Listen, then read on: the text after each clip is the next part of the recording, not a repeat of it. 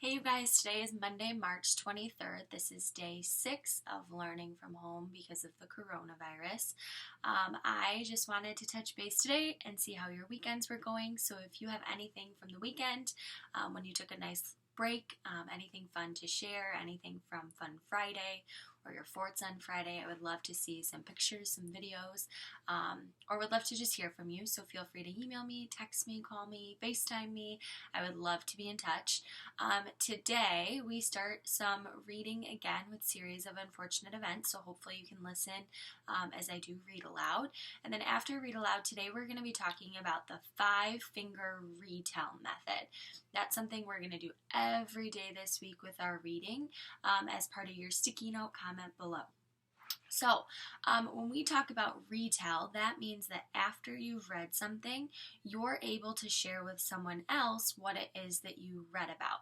Retell means to remember what you heard or read and then share it again with somebody else with detail, but also in a succinct way, which means quick and to the point.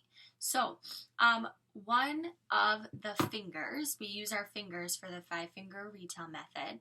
The first finger that we're going to be focused on today is who were the characters. Tomorrow, Wednesday, Thursday, Friday, you'll have different questions to be answering. Today, the thumb in the 5-finger retell method, which you'll see this picture, the 5-finger retell method picture on your reading calendar. Today, we're just talking about who. I am not going to give you an example because it would be too easy to copy mine, but I want you to share who were the characters in this section of the story in one full sentence. So you would need to start it with something like, the characters in this part of the story were boom, boom, boom, boom. And then you name the characters. So you're not just listing the names, you're making it a nice sentence. When you use a list of names, you put a comma in between each of the characters' names. So hopefully those work out to be one sentence answers with the characters that you've heard in this section of the story. I will start reading in just a second, but one other thing I wanted to mention is today we're wrapping up the Northeast. So make sure you're exploring a few extra states in the Northeast. The Washington, D.C., the District of Columbia, is also a part of the Northeast region. It is not its own state. It's considered a district, but that is where the United States Capitol is. It's where the president lives, where the White House is, the U.S. Capitol. So I have a friend named Carly who actually lives in Washington, D.C. So she has a video for you today from the Northeast, right in front of the Capitol. In Washington, D.C. So that'll be a cool video for you to check out. I also have a few international updates that I think are kind of fun for you to watch. So I have people that I know that live in Mexico, Guadalajara, Mexico. Mole St. Nicholas, Haiti, and then also Rome, Italy. So Italy has been very affected by the coronavirus. So my dad's cousin, Amy, I think that will be a really important video for you to watch today, is her video with her daughter from Rome, Italy, to hear about how the coronavirus has affected people there.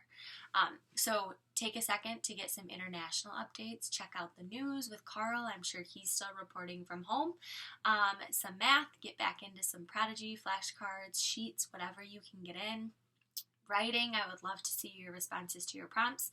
If you're keeping that in your own notebook, that's great. Social studies, make sure you're watching the videos and exploring those regions. And then reading, you'll just have to make your sticky note comment below and take about 10 or 15 minutes to read on your own sometime today also. So if you have questions, send me an email. I'm going to jump into read aloud, and then I want your one-sentence responses below saying who the characters were in this part of the story. Thanks, guys. All right, so last we knew, Uncle Monty had died. It looked like when they found Uncle Monty, he had two, I think it might have been below his eyes, 2 dots that they said could have only have come from the fangs of a snake. So we are starting chapter 7, and I think I showed you this last week. There's the ship that's on the picture of chapter 7. Let's read just for a little bit today, and then you can do your comment. My, said a voice from behind them, and the Baudelaire orphans turned to find Stefano standing there. the black suitcase with the shiny silver padlock in his hands, and a look of brummagem surprise on his face. Brummagem is such a rare word for fake that even Klaus didn't know. I didn't know either. But Klaus didn't know what it meant. But the children did not have to be told that Stefano was pretending to be surprised. What a terrible accident. What happened here, Snakebite? Whoever's discovered this must be most upset. You, Violet began to say, but her throat fluttered, as if the fact of Uncle Monty's death were food that tasted terrible. You, she said again. Stefano took no notice. Of course, after they discovered that Dr. Monty is dead, they'll wonder what became of those repulsive orphans he had lying around the house. But they'll be long gone. Speaking of which, it's time to leave. The Prospero sails at 5 o'clock from Hazy Harbor, and I'd like to be the first passenger aboard. So he still wants to go on this trip. I wonder why.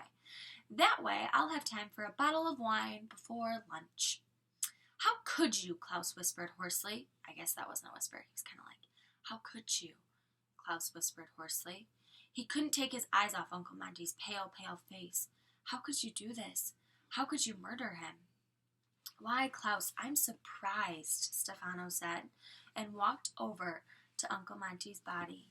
A smarty-pants boy like you should be able to figure out that your chubby old uncle died from snakebite, not from murder. Look at those teeth marks. Look at his pale, pale face. Look at these staring eyes. Stop it, Violet said. Don't talk like that. You're right, Stefano said. There's no time for chit-chat. We have a ship to catch. Let's move. We're not going anywhere with you, Klaus said. His face was pinched with the effort of focusing on their predicament rather than going to pieces. We will stay here until the police come. And how do you suppose the police will know to come? Stefano said. We will call them, Klaus said, in what he hoped was a firm tone of voice, and began to walk toward the door. Stefano dropped his suitcase, the shiny silver padlock making a clattering sound as it hit the marble floor. He took a few steps and blocked Klaus's way, his eyes wide and red with fury. I am so tired, Stefano snarled, of having to explain something to you. Everything to you. You're supposed to be so very smart, and yet you always seem to forget about this. He reached into his pocket and pulled out the jagged knife. This is my knife. It is very sharp and very eager to hurt you. Almost as eager as I am. If you don't do what I say, you will suffer bodily harm. Is that clear enough for you? Now get in the Jeep. Whoa. All right, I am going to pause there for today. Uncle Monty now has passed away. Count Olaf is just as crazy as ever.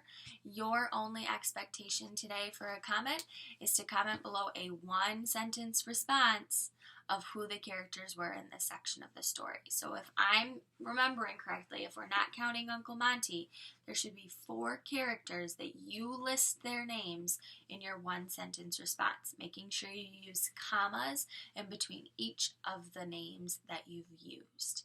So if you have questions, send me an email. If you want to just touch base, send me an email. I hope you're all doing well. I hope you're staying healthy, washing your hands, and being kind to your families. Please remember that you're so loved and you're so missed, and I can't wait to see you again soon.